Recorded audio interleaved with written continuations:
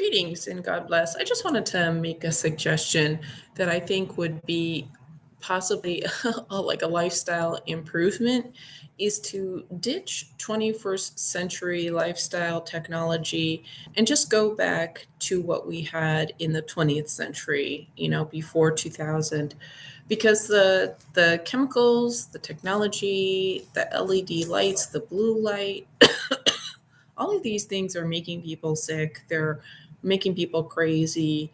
They're making people so addicted. They're disrupting people's sleep and their health and their mental health. And I really think, like, if you're interested, like, try to just live as we did before 2000. Like, I wonder if that Prince song, it's 1999 and the world's coming to an end. I mean, I wonder if, because I noticed, like, in maybe around 2000, if something, and I think it was 1G. Well, no, 1G was around, I think, in the early 90s. But I just wonder if some sort of technology or some new amount of chemicals were sprayed in the air with chemtrails or something like that, because I did notice an impairment of my cognition. So I just recommend, like, no LED lights, or if it's on your, I mean, I do use a computer, but we had computers in the 90s, didn't we? So I think, like, because I do think there's ambient things that are zapping us, that are controlling us, honestly. That is what I think. I think there's something, I don't know if it's technology and those new lights, like, the street lamps, where it illuminates for like 10 blocks or something like that, and they have them every like 20 feet. Like, I lived in a place where the street lamps were so bright that the light blocking curtains didn't work, and I had to cover the windows with cardboard. And I was living in a studio, and three people, including myself, left like within a month or two of those lights being installed. Of the new, no, it wasn't the lights; it was the new light bulbs that were installed. Previously, there was just these normal incandescent street lamps, but then they put in these crazy zapping blue lights that illuminated the very inside of our apartments, even with black curtains.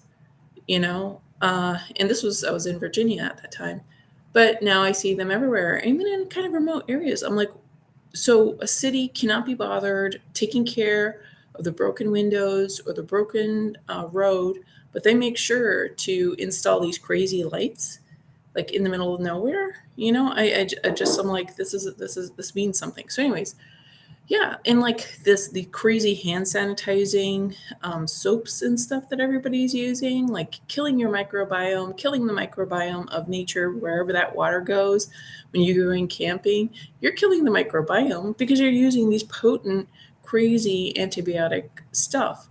Like, and you're most of the people do not have, they haven't had an organ transplant. They don't have to worry about everything, like, so I think we need, if you're somebody who's more tense and more stressed or something like that, I think, like, go use technology that we had available. Like, in my perfect world, I would have a landline. Of course,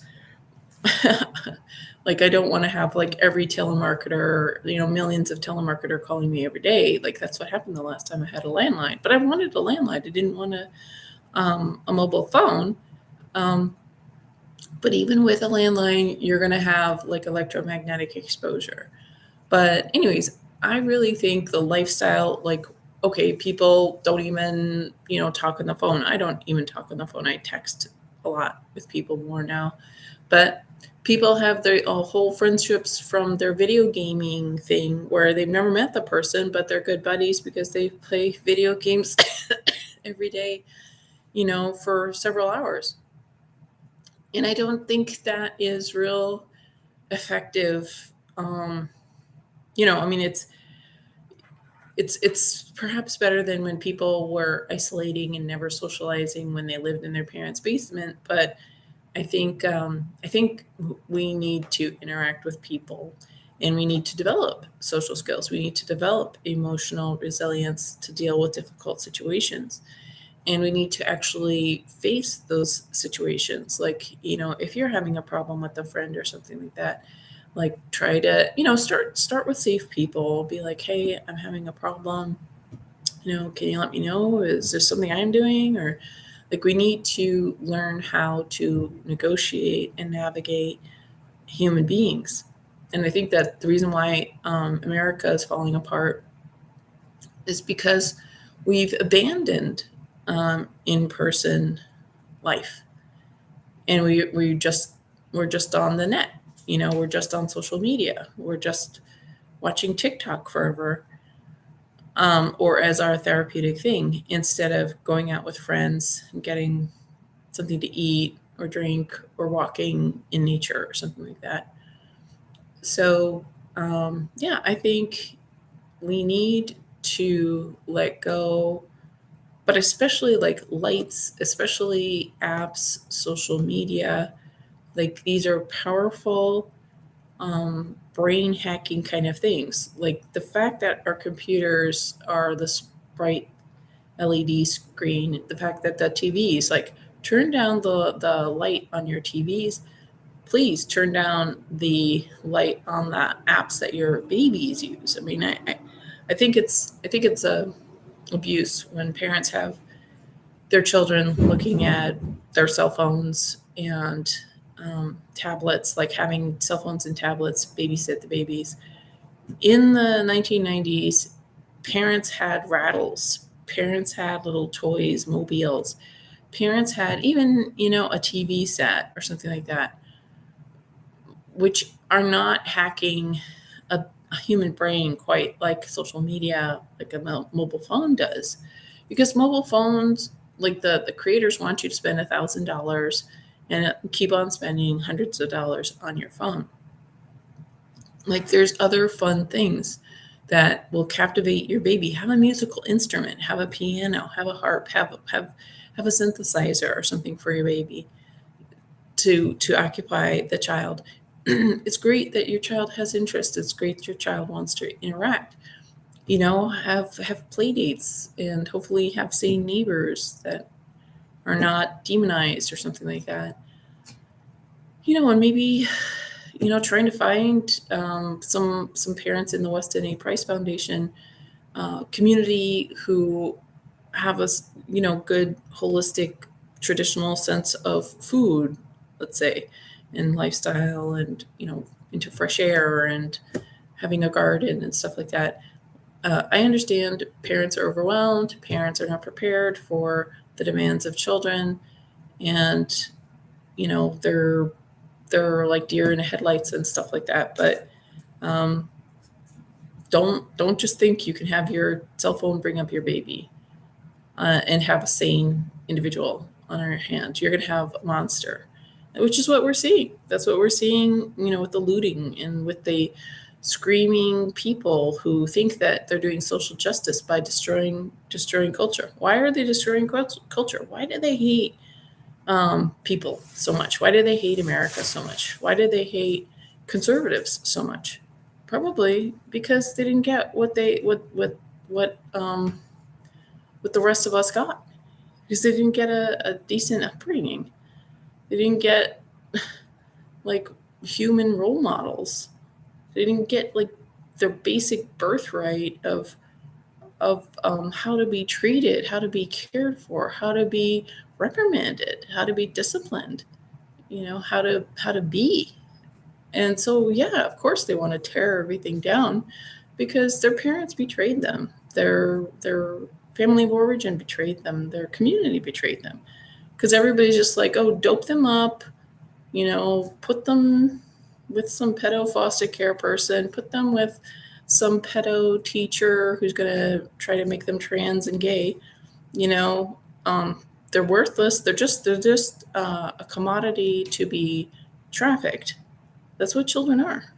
I mean, I'm so glad I never had children, because I had a hard enough time as a child and as an adult. And I was like, I'm not going to put some vulnerable little baby in this horrible scenario. And what bugs me is like I'll see parents, especially like a mom, and she'll expect me to somehow like help her, as if it's because I'm single, because I'm just solo in the library or something like that, like as if I owe her help. And that's the thing. It's like all these parents are like, "Oh, you help me because I'm having such a difficult time." When a blind person is trying to catch the bus, they're not expecting me to help them. When a person in a wheelchair is trying to, I don't know, like on the side, they're not expecting me to help them. But somehow these able-bodied, progressive, liberal, entitled, um, provincial, privileged white ladies expect me to somehow like be their servant or something like that. And they don't even know how to raise a child. They don't even know how to be an adult themselves. That's what I noticed. I don't know, maybe 10 years ago or something years ago. This lady who was the mom of these two kids, and she was speaking about herself in the third person. And I was just like, you know, what are people thinking? Like, what is the husband thinking? What are the grandparents thinking? Like, what is the doctor thinking? Of course, you can't stop some incompetent person from having a child. That's the nature of life, and I'm sure there's a lot of great people who do come to adulthood and contribute even though their parents were incompetent. More often than not, it seems like incompetent parents can bring out the best in some people. But clearly, we're having a crisis of incompetent parenting and incompetent schooling and incompetent churches and synagogues and new age gurus, because these children who have been raised in this leftist culture are trying to destroy Americans, America, and the West, and they don't realize it, but it's going to destroy Earth before God totally destroys it. And of course, I do think Satan is a part of all of this. But anyways, in the meantime, though, I do think like stop drinking the hip beverages of 2023, and stop wearing the hip clothes of 2023. Like let's go before 2000. And if you can get a landline, and if I know it's hard to get like old computers or something like that, but like don't make your home a smart home. Don't have everything run remotely on your phone or something like that. Like try it out. Try changing all your light bulbs to incandescent and cover the LED lights on your computer or on your devices. Like so many devices have that bright blue LED light, even if it's some sort of night light or something like that. Whereas that keeps your brain awake because it's implying blue skies and stuff. But when you're trying to sleep, blue LED light is very disruptive. Even if it's just a little patch of your skin, like an inch of your skin on the back of your leg, that's still going to keep you up. So, anyways, that's my thought. And also, I think we need to interact with each other. And I know easier said than done. People are more difficult now than they were when I was growing up. But like just do what you can. Like I'm not saying be spectacular, Laura Ingalls Wilder on Little House on the Prairie or something like that. But try to get back to our roots as a culture, as a country, and that was about freedom, and not just the freedom of the poster child of the month of the mainstream narrative. It was about freedom of everybody, um, based on the golden rule. Don't just do what you would have others do to you. So even if you're some sort of pedophile, murderer, you don't want other people to murder you, unless you are wanting to be murdered. But outside of insanity, we want to be left alone. We want our stuff to be left alone. We want our loved ones to be left alone. And we just want to be able to live and thrive and enjoy. And, there's more to it than TV shows and being addicted to our devices and video games and being 3 sheets to the wind most of existence, and trying to escape the misery. Because that's the thing, like, everybody's doped up now, whether they're on psych meds from childhood to now, or whether they're doing recreational drugs and psych meds. Like, people were having trouble with addiction before I was born, but now it's normalized because the medical industrial complex wants to be in charge of your addictions, and the government wants to be in charge of your addictions because they're bringing in drugs, they're bringing in fentanyl and all this stuff. They're allowing it to go into the system because that's how they control populations. I mean, that's what Britain did to China. They addicted the population to opium, and so the government, the deep state wants to be in charge of you being addicted because they control you, even though they may not be able to make you do exactly what they want every single moment. Like, they make you a loose cannon, which then harms society. It harms the locality. And then so that keeps those who would be constructive and helpful and challenge the deep state, that keeps them in line. Because those of us who are not living in gated communities in mansions in the middle of nowhere, we have to deal with the drug addicts. We have to deal with the state engineered mentally ill. And so then that's a big burden on all of us, and it's a big burden on communities, and it just makes everything harder for the good people, and the bad people who are like they thrive on insanity and demonization. They're playing the game. This is their game. So let's say you're a drug addict or a drunk, don't be, because you're being a pawn. You're being manipulated by the deep state. You're being manipulated by Satan. You're not doing drugs because you want to. You're doing it because Satan wants you to. It's not you. You may think you're being promiscuous because you want to, but no, it's not for you. It's not your choice. It's because Satan wants to mess with you. Satan wants you to get pregnant and have an abortion and, go into deeper and deeper grief and loss and make even worse choices. So, if you think you're so cool and hip and bad and, gangster or whatever, it's not you, it's Satan. Like, God has your best interests at heart. He wants you to have great relationships with other people, relationships with him. He wants you to be healthy. He wants you to make good choices for your body and your well-being and the rest of your life, But Satan's like, go do drugs, go have premarital sex, get involved with bad people, harm yourself, harm other people, and it takes you deeper and deeper and deeper until maybe, hopefully, you find God and you realize God has your best interests at heart. And he's loving and he has standards. That's the thing. Satan has no standards.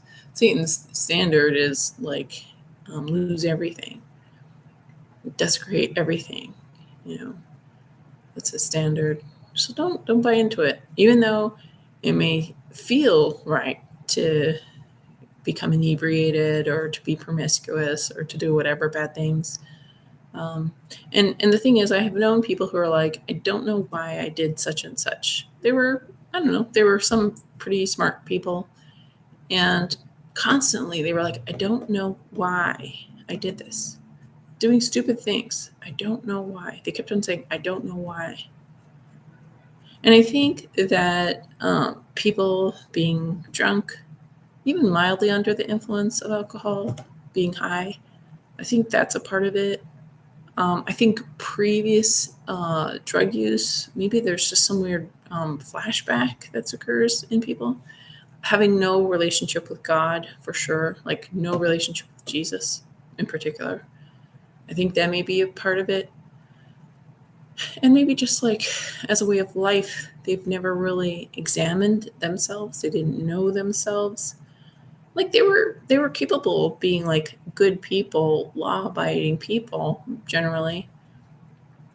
But I think like folks who don't care to know themselves, they're not interested in existential speculation or revelation or something like that. And the thing is, there's demons. There are wandering spirits who are looking for a harbor. They're looking for a place. They want to be in a body because these are the spirits, the wandering spirits of the giants, the offspring of the fallen angels and women that were on Earth before the time of Noah. And so they want to be in the body. And so they are like, I was taking a clairvoyant training program, and they weren't hardcore Christian. They're very leftist. But they said no alcohol or drugs when you're doing a reading, when you're doing clairvoyance, because other beings come into your space when you're high or drunk, because it just opens things up. So I think that people can be high, drunk, and maybe just like out of it, maybe having no relationship with God. They just become like sinks for wandering spirits to just roll in. Because these people didn't want to have done the stupid things that they did, and I suspect a lot of people who end up in jail or arrested or whatever, they didn't really want to do the thing. I think there's some people who are definitely murderers and terrible, terrible people, or very, very demonized. But I think that there's a lot who are just like spineless, just will just go along with anything. And those people who go along with just anything need to like really not be around bad people.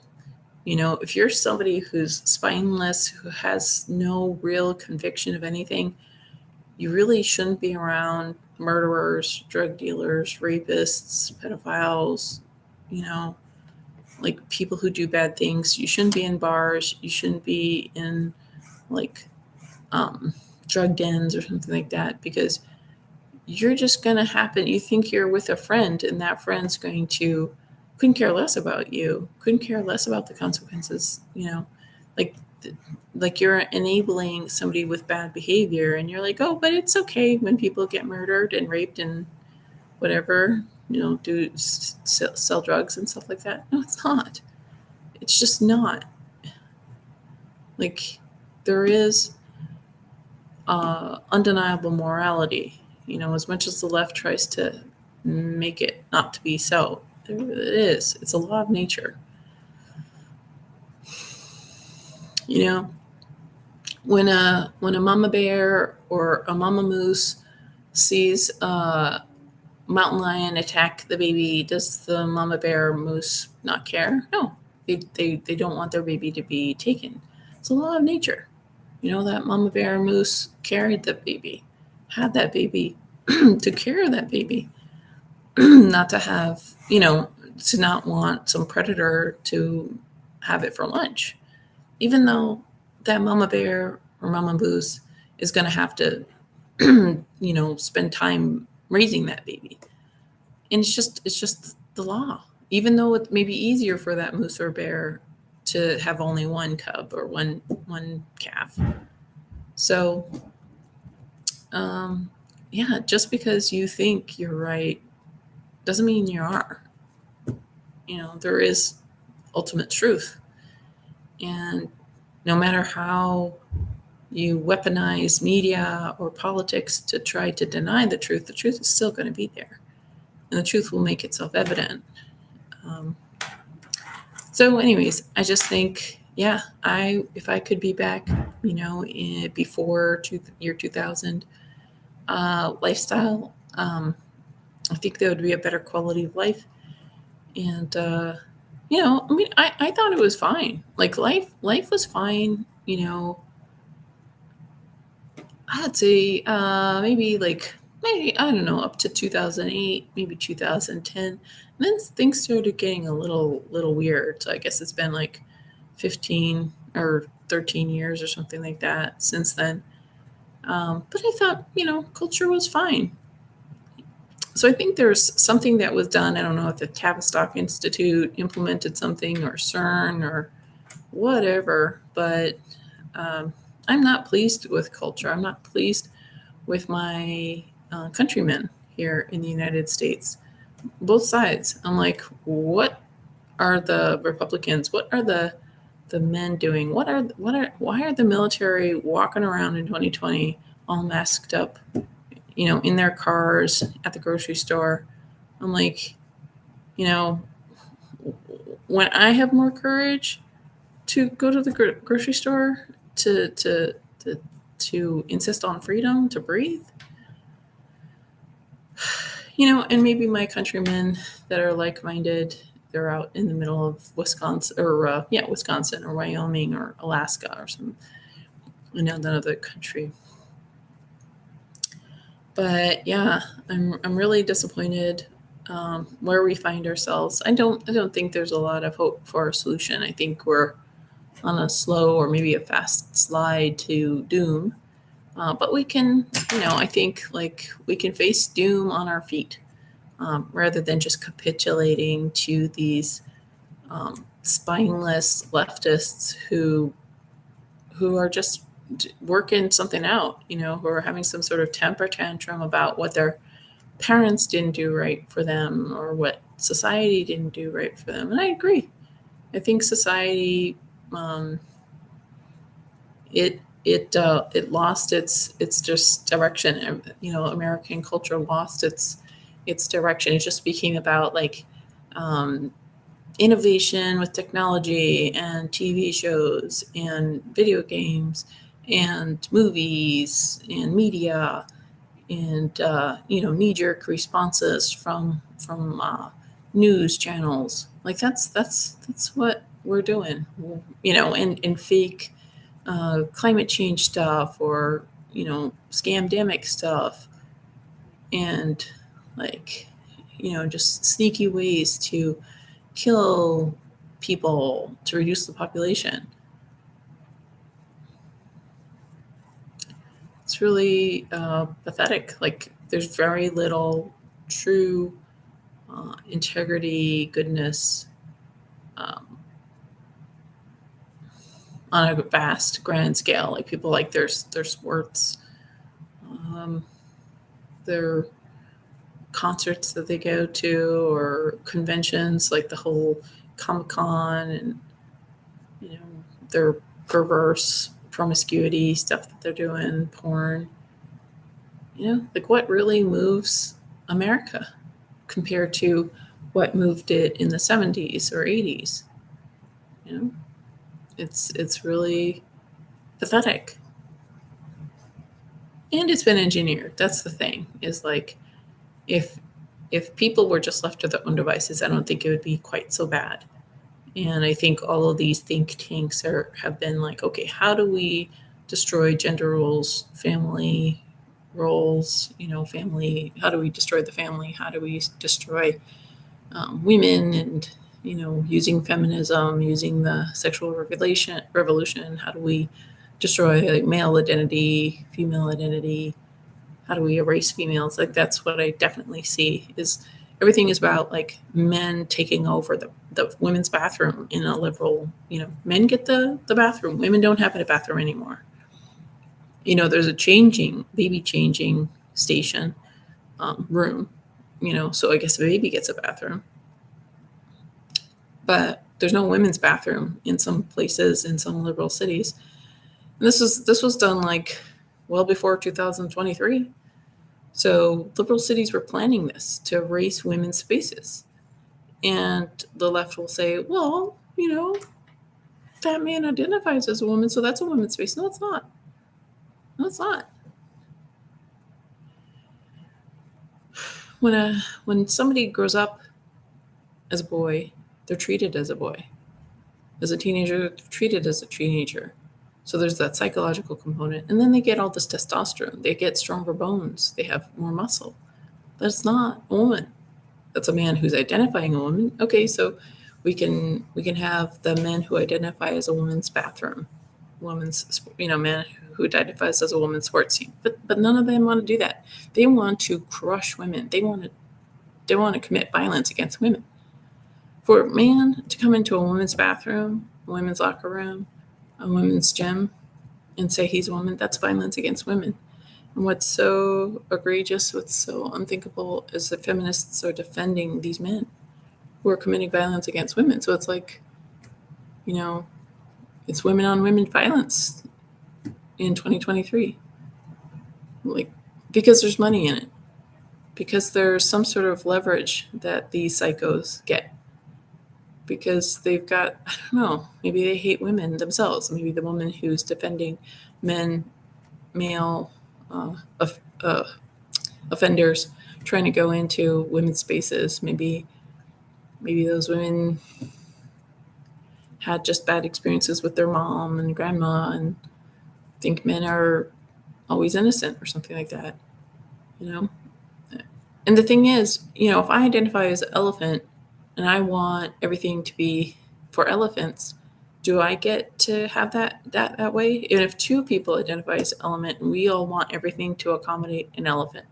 So the bus isn't big enough because I'm an elephant, so buses need to be bigger. That airplane isn't big enough because I'm an elephant. So, do we get to have that way? No, we don't. Oh, the bathroom's not big enough because it can't accommodate the elephant. I need the bathroom stall to accommodate my elephant size. Do I get that? Of course, that's insane. But when it comes to this insane men identifying as a woman or whatever, people are so spineless, are so intellectually deficient, they can't say no. They're so emotionally deficient. They're so emotionally immature, they can't say no. So many. Because everybody's like, oh, I'm afraid I'm going to lose my pension. I'm afraid I'm going to lose my job if I say no to this insanity, to this crime. Because this is a crime. These are crimes against women and girls. And I think, I think like technology, social media, maybe all the different things we're exposed to has led to this insanity that so many of us are under. And, I think it's led to why people are identifying as a cat and why people are allowing humans to identify as an animal or their opposite gender. So I think like certain something in the food, water, air, light spectrum, frequencies from 5G, I think that's affecting people. And then I think people are being bribed by their paycheck and by their pension to go along with this insanity, these crimes. It's not, just insanity, it's a crime. And it's an unthinkable crime. We don't have anything in the books about violating givens. Like, it's a given that we expect to breathe. It's a given that women get to have a women's bathroom. But all of that has been desecrated, violated, so undefended, even by the proponents of, like social justice. So, yeah. So, and I think like from what little I've read about tyranny is when we just stop supporting the tyranny. So stop paying into the tyranny. Stop buying the devices. Stop watching the media. Stop watching Disney or whatever. And just like, what enriches you? Does knitting enrich you? Does gardening enrich you? Does going for a bike ride enrich you? Does going to a potluck enrich you? Does reading a book, a hard copy of a book? It's been so like I have to really try I put it away, but like does journaling enrich you? Like, try to brainstorm what you like to do that's pre 21st century technology, and you'll notice something shift in your body. Your humanity begins to grow. But when we're just scrolling through TikTok or social media or playing video games or something like that, that you lose something. And you don't realize it, because if you're doing it all the time, you don't realize what you're missing. But when you're going out for a walk in a park, or talking with a friend or family, or writing in your journal, or reading a book, or writing a letter, like something's growing, something's blossoming within you. So blossom in your humanity, and say no to this satanic ghost in the machine, demon in the machine, situation that we have been,